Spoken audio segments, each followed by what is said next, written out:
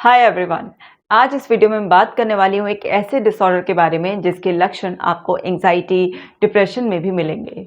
ये है adjustment disorder. मैं आपको एक केस का एग्जांपल दूंगी और मैं आपको बताऊंगी उसके क्या क्या सिम्टम्स होते हैं, क्या क्या उसके कॉजेस हो सकते हैं और कैसे आप उससे बच सकते हैं।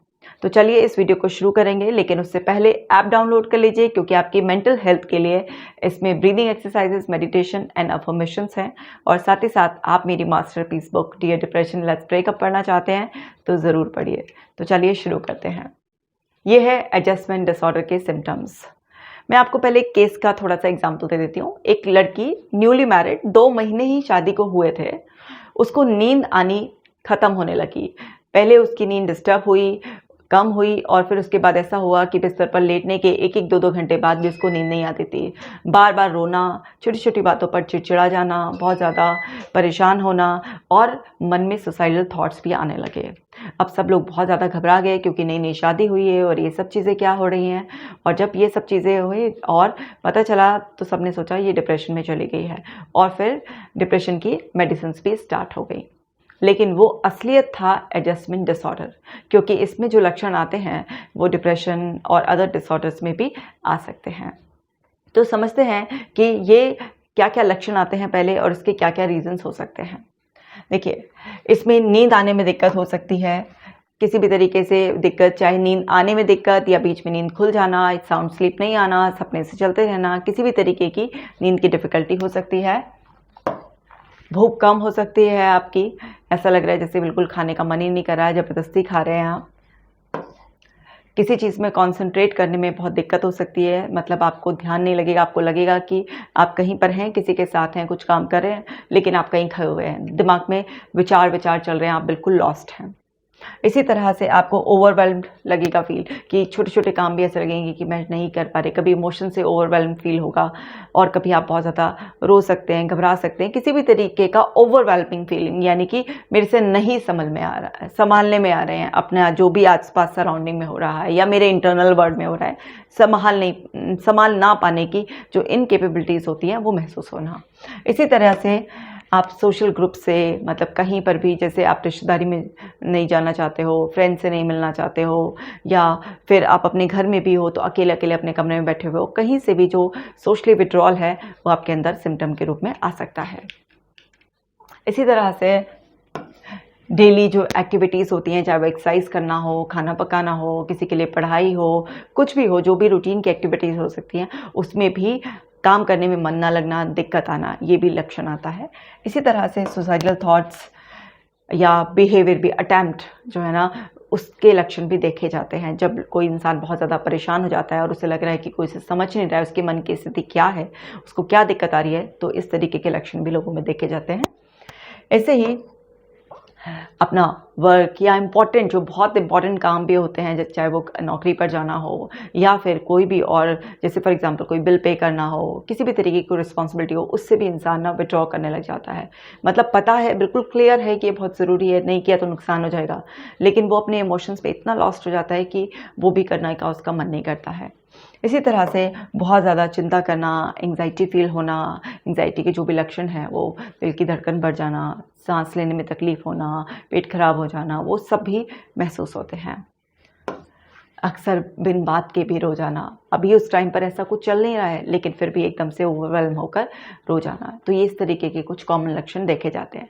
तो वो जो लड़की थी जिसकी शादी 2 महीने पहले ही हुई थी, उसके साथ यही सब हो रहा था, बिना बात के रोना, नींद में डिफ़िकल्टी होना, मन ना लगना, सुसाइडल थॉट्स दिमाग में घूमना।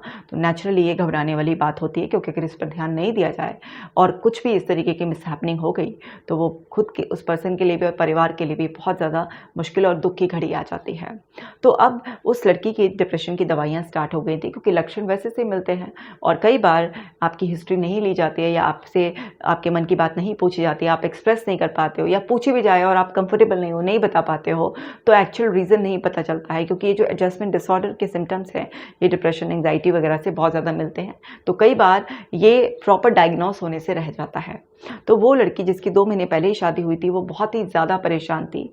तो जब कुछ टाइम दवाइयाँ खाने के बाद उसका कुछ नहीं हो रहा था, तो जब ये केस मेरे पास आया और उससे पूरा बात की गई, उसको खुलकर बोलने के लिए इनकरेज किया गया, तब उसने बताया कि उसको ससुराल में एडजस्ट होने में बहुत ज़्यादा डिफ़िकल्टी आ रही है, क्योंकि वो एक ऐसी फैमिली से आई थी जहाँ पर बहुत ही ज़्यादा लिबर्टी थी, फ्रीडम था, किसी भी टाइम पर उठना, कोई काम करो या नहीं करो, मतलब उसको जो अपब्रिंगिंग मिली थी, जो उसका एक्सपोज़र था वो बहुत डिफरेंट था। और जो उसके ससुराल था, उसका एनवायरनमेंट बहुत ज़्यादा अलग था। वहाँ पर सुबह ही उठना, रिस्पॉन्सिबिलिटी देखना और एक अच्छी बहू के वो सारे के सारे जो गुण होने हैं, वो सारा परिवार देख रहा था। अब परिवार वालों की भी एक्सपेक्टेशन कुछ गलत नहीं थी। इन्हें शादी हुई है तो वो भी एक्सपेक्ट करते हैं कि जो डॉटर इन लॉ घर में आई है तो अच्छे तरीके से रिस्पॉन्सिबिलिटी संभाले। बट क्योंकि वो लड़की ऐसे एनवायरनमेंट में कभी रही नहीं थी, तो वो बहुत ज़्यादा ओवरवेल्म फील कर रही थी और उसको फील करने की वजह से उसको ऐसा लग रहा था कि मैं यहाँ एडजस्ट नहीं हो पाऊँगी। उसने थोड़ा बहुत अपने हस्बैंड का सपोर्ट मांगने की कोशिश करी, बट हस्बैंड ने भी बोल दिया कि अभी मैं शुरुआत है, मैं कुछ कह नहीं सकता ऐसा, तुम एडजस्ट करो।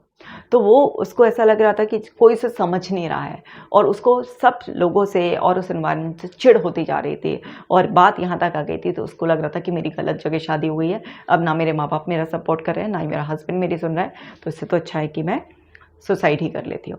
तो इसने सीवियर सिम्टम्स भी आ जाते हैं और कई बार इतने सीवियर सिम्टम नहीं आते हैं, इनिशियली इंसान परेशान हो रहा होता है। तो ये डिपेंड करता है पर्सन टू पर्सन कि कौन पर्सन किस सिचुएशन को किस तरीके से लेता है। तो अब समझ लेते हैं इसके क्या क्या पॉसिबल कॉजेज़ हो सकते हैं। इसके जो कॉजेज़ होते हैं वो किसी फैमिली मेम्बर की कोई डेथ हो गई, फ्रेंड, क्लोज किसी के, तब भी किसी पर्सन को एडजस्टमेंट डिसऑर्डर हो सकता है। उसको एडजस्ट करने में उस पर्सन के बिना नए एनवायरनमेंट में दिक्कत आ सकती है। इसी तरीके से रिलेशनशिप इश्यूज़, अगर कोई ख़ास रिलेशनशिप, किसी को मदर इन लॉ से दिक्कत है, किसी के हस्बैंड वाइफ के इश्यूज़ चल रहे हैं, किसी को किसी और से दिक्कत है, वर्क प्लेस पर दिक्कत है, कहीं भी रिलेशनशिप इश्यूज़ की वजह से भी एडजस्टमेंट डिसऑर्डर हो सकता है।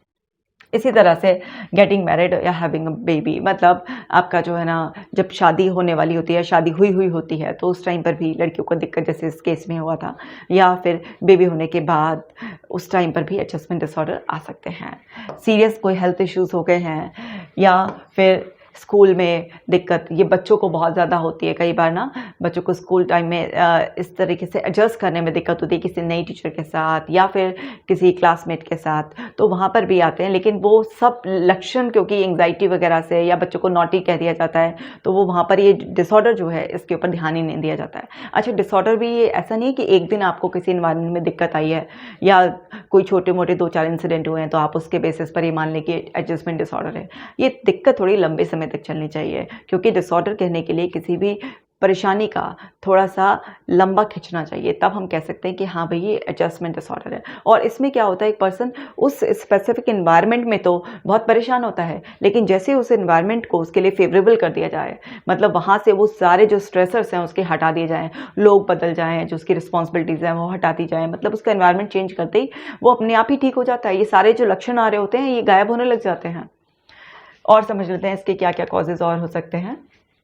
कोई फाइनेंशियल डिफ़िकल्टी हो सकती है, किसी का कोई वर्क इशू रिलेटेड हो सकता है, जैसे किसी का जॉब लॉस हो गया या किसी को प्रमोशन एक्सपेक्टेशन था वो नहीं हुआ, किसी और तरीके से कुछ भी ऐसा प्रॉब्लम आई है। रिटायरमेंट के बाद भी लोगों को एडजस्टमेंट डिसऑर्डर हो जाता है।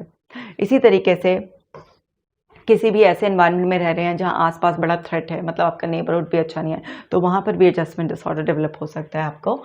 या किसी भी तरीके का कोई डिज़ास्टर, अनएक्सपेक्टेड चीज़ें आपकी लाइफ में हुई हैं या नेचुरल सराउंडिंग्स में हुई हैं, उसके बाद भी लोगों को एडजस्ट करने में दिक्कत आ सकती है। तो ये भी कुछ पॉसिबल कॉजेज़ होते हैं।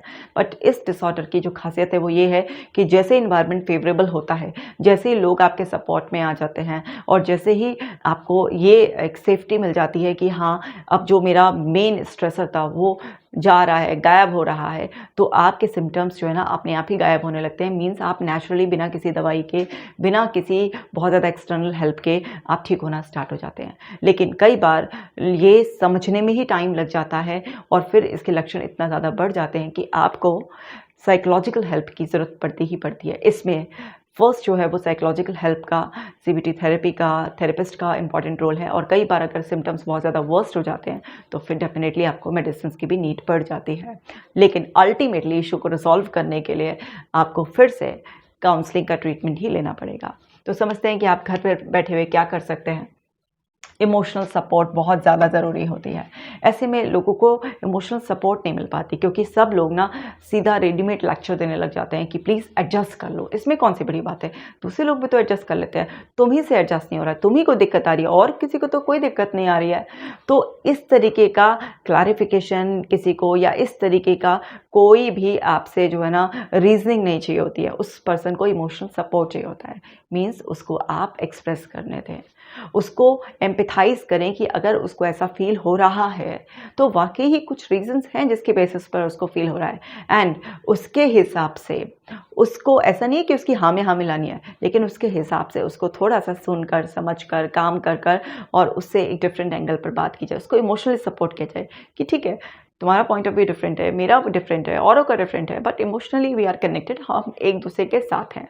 मीन्स अगर कोई भी इंसान परेशान हो रहा है तो उसको सबसे बड़ी जो सपोर्ट चाहिए होती है वो उस टाइम इमोशनल सपोर्ट चाहिए होती है। अगर ऐसा कोई फैमिली मेम्बर आपके आसपास है जिससे आपको इमोशनल सपोर्ट मिल सकती है, कोई फ्रेंड नोन है, तो बहुत अच्छी बात है, नहीं तो किसी थेरेपिस्ट की सपोर्ट लेना बहुत ज़्यादा ज़रूरी हो जाता है। अदरवाइज़ इसके सिम्टम्स वर्स्ट होते ही फिर ये सीवियर जो है ना लेवल पर जब आपको तंग करते हैं तो मिस हैपनिंग से लेकर आपको फिर आगे चलकर और बहुत सारे लॉसेस भी भुगतने पड़ सकते हैं।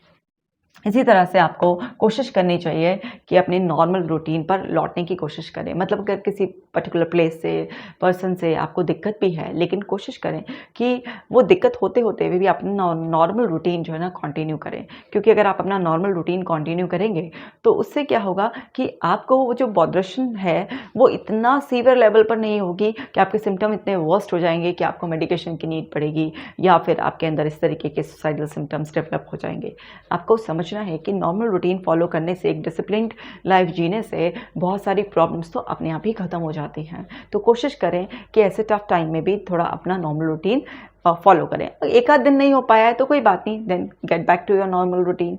इसी तरह से आपको समझना है कि जो आपके स्ट्रेसेस हैं, या जो भी कोई इवेंट आपके पास हुआ है या पहले हुआ है कुछ दिन पहले, सो उसको अंडरस्टैंड करने की कोशिश करें कि वो जो इवेंट हुआ था, वो जो आपका स्ट्रेसर है, वो किस तरीके से आपको अफेक्ट किया। क्योंकि अगर आप अपनी प्रॉब्लम को ही समझ लेते हैं, आप समझ जाते हैं कि ये इशू है, इस वजह से ऐसा हुआ है, वैसा हुआ है, तो उस सब से क्या है, आप उसके अंडरस्टैंडिंग से ना उसके सोल्यूशन तक भी पहुंचने का माइंडसेट बना लेंगे। लेकिन अगर आप अपने स्ट्रेसेस को नहीं जानेंगे, वो इवेंट आपको इतना नेगेटिवली क्यों अफेक्ट कर रहा है, मतलब एक्चुअल कॉजेस, परेशानी नहीं पता होगी, तो आप उसके सोल्यूशंस पर कभी वर्क नहीं कर पाएंगे। तो अगर ये आप खुद कर सकते हैं तो बहुत अच्छी बात है, अदरवाइज आप किसी थेरेपिस्ट की मदद से भी ये हेल्प ले सकते हैं और अपनी लाइफ को बेटर कर सकते हैं। इसी तरीके से आपको स्ट्रेस मैनेजमेंट स्किल्स जो है ना सीखनी चाहिए। हालांकि स्ट्रेस कोई बहुत अच्छी चीज़ नहीं है कि जिसको मैनेज करके हम अपने पास रखें, स्ट्रेस फ्री ही रहना चाहिए। लेकिन जो आजकल का लाइफस्टाइल है, जिस तरीके का आजकल भाग दौड़ भरी ज़िंदगी है और थकना मना है जैसा वो एनवायरनमेंट है, तो ऐसे में थोड़ा बहुत स्ट्रेस जो है ना आ ही जाता है। और थोड़ा बहुत स्ट्रेस को हमें हमेशा नेगेटिव नहीं सोचना चाहिए। थोड़ा बहुत स्ट्रेस हमारे लिए हेल्दी भी होता है, क्योंकि वो हमें आगे बढ़ने में भी बहुत ज़्यादा मदद करता है। तो उसको बस मैनेज करना है, मतलब नॉर्मल रेंज में रखना है। तो स्ट्रेस मैनेज के लिए सबसे पहले माइंड मैनेज करना पड़ता है, टाइम मैनेज करना पड़ता है। क्योंकि टाइम मैनेजमेंट और माइंड मैनेजमेंट होते ही स्ट्रेस तो अपने आप ही मैनेज हो जाएगा। जो स्ट्रेस आता है वो इसलिए आता है क्योंकि आप अपने माइंड को उसको मैनेज नहीं करके रखते हैं। आपका टाइम ठीक से मैनेज करना नहीं आता है, इसलिए आपका स्ट्रेस मैनेज नहीं होता है। तो अगर सपोज कीजिए कि कोई लड़की है जिसको हाउस होल्ड काम में जो है ना दिक्कत आ रही है और उसकी सास को कुछ कुछ कह रही है, या घर में किसी और तरीके का मिसमैनेजमेंट फैल रहा है, तो अगर वो थोड़ा सा अपना टाइम मैनेजमेंट पर ध्यान दे, थोड़ा सा अपने माइंड को मैनेज करे, मीन्स अपनी थॉट्स को चेंज करे, अंडरस्टैंड करे, एम्पैथी डेवलप करे, बॉन्डिंग डेवलप करने की कोशिश करें, तो उसका स्ट्रेस अपने आप ही मैनेज हो जाएगा। तो स्ट्रेस मैनेजमेंट स्किल्स जो है ना आपको ज़रूर सीखनी है। मैंने भी स्ट्रेस मैनेजमेंट पे कुछ वीडियोस बनाई हुई हैं, आप वो भी देख सकते हैं। और मैं आप लोगों के लिए एक्सक्लूसिवली स्ट्रेस मैनेजमेंट पर एक वीडियो और बना दूंगी, अगर आप लोग चाहेंगे तो। आपको मुझे कमेंट कर बताना है कि आप स्ट्रेस मैनेजमेंट की वीडियो चाहते हैं या नहीं चाहते हैं। आगे समझते हैं। आपको अपने फ्रेंड्स, फैमिली, सोशल सपोर्ट से, जो जितने भी सोशल सपोर्ट ग्रुप्स होते हैं, कोई क्लब हो गया, किसी और तरीके से कोई भी एनजीओ वगैरह है, उसको ज्वाइन भी कर आप अपने आप को बिजी रख सकते हैं। मीन्स जितना आप लोगों से कनेक्टेड रहेंगे और उन लोगों से कनेक्टेड रहेंगे जिनके साथ आपको अच्छा फील होता है, तो उससे ऑक्सीटोसिन रिलीज़ होता है। और ऑक्सीटोसिन रिलीज़ होने से आप सेफ फील करते हैं, क्योंकि ये बॉन्डिंग मॉलिक्यूल है। और आप जो है ना बहुत जल्दी उस सेफ्टी वाली फीलिंग से हील होना स्टार्ट कर देते हैं। तो आपको बेसिकली लोगों से विड्रॉ नहीं होना है, क्योंकि क्या होता है परेशानी में जहाँ हमें ज़रूरत है वहाँ हम विड्रॉल मोड में चले जाते हैं। परेशान होने से, रोने से, किसी भी तरीके की नेगेटिविटी अपने मन में रखने से, हेल्पलेस फील करने से कुछ भी नहीं होता है। इससे सिर्फ और सिर्फ सिम्टम वर्स्ट होते हैं। आपको भी तकलीफ होती है, आपके अपनों को भी तकलीफ होती है। तो जब भी लाइफ में कुछ भी प्रॉब्लम आए, छोटे बड़े किसी भी तरीके के एडजस्टमेंट इश्यूज़ आएँ, तो उन्हें जल्द से जल्दी रिजॉल्व करने की कोशिश कीजिए, क्योंकि अगर आप उन्हें रिजॉल्व करने पर ध्यान नहीं देते हैं तो वो धीरे धीरे धीरे धीरे आपके अंदर फिक्स होने लग जाते हैं, एंड देन फिर वो डिसऑर्डर का रूप ले लेते हैं। और इसके लक्षण एंग्जाइटी डिप्रेशन से इतने ज़्यादा मिलते हैं कि बस उसकी दवाइयों के चक्कर में आप कभी फंस जाएंगे और फिर परेशान हो जाएंगे। तो आपको अच्छी तरीके से पता होता है कि आपके इनर वर्ल्ड में क्या चल रहा है। तो आपके इनर वर्ल्ड में जो सब कुछ चल रहा होता है उसे खुद भी अंडरस्टैंड करिए, नहीं तो किसी ट्रस्टवर्दी पर्सन के साथ उसे एक्सप्रेस कर दीजिए। और जब आप उसे एक्सप्रेस कर देंगे तो आप बहुत रिलीज महसूस करेंगे और आपका सही डायग्नोसिस होकर आपको राइट गाइडेंस ट्रीटमेंट मिल जाएगा, क्योंकि इसमें जो मेन डोमिनेंट ट्रीटमेंट है वो है काउंसलिंग। और अगर सिम्टम्स कंट्रोल नहीं हो रहे हैं किसी पर्सन के, देन मेडिकेशन का रोल आता है, और समटाइम्स सीवियर वर्स्ट केसेस में कॉम्बिनेशन भी चलता है। तो ये डिपेंड करता है। तो जिस तरीके से वो लड़की जो 2 महीने की शादी में ही सुसाइडल थॉट तक पहुंच गई थी, उसकी जैसी गलती आपको नहीं करनी है। वो तो बाय गॉड ग्रेस की जो है ना, सही टाइम पर उसको साइकोलॉजिकल हेल्प मिल गई और उसने अंडरस्टैंड किया और बॉन्ड डेवलप किया, और वो सब एक फैमिली अफेयर हो गया, पूरा फैमिली काउंसलिंग चला और वो सब चीज़ें ठीक हो गया। उसकी भी लाइफ बच गई, शादी भी बच गई, सब कुछ अच्छा हो गया। तो आपको भी अपने लेवल पर मदद करनी है। अपने लेवल पर मदद नहीं हो पा रही है तो अपनी पसंद के किसी भी थेरेपिस्ट के पास जाइए और अपना ट्रीटमेंट लीजिए और हेल्दी रखिए। तो आज की इस वीडियो में इतनी ही बात करूंगी मैं। आपको कमेंट कर बताना है कि ये वीडियो कैसी लग रही है, क्योंकि मेरा मिशन है मेंटल हेल्थ को आपकी मेंटल हेल्थ का ध्यान रखना, और इसमें आपको भी मेरा साथ देना है इस वीडियो को शेयर करके। किसी और टॉपिक पर भी अगर आप वीडियो बनवाना चाहते हैं तो ज़रूर मुझे कमेंट कर बता दीजिए। मैं जल्दी ही आपके बताए हुए टॉपिक्स पर भी वीडियो बना दूंगी। तो मैं मिलूंगी आपसे अगले वीडियो में। अपना खास ख्याल रखिएगा।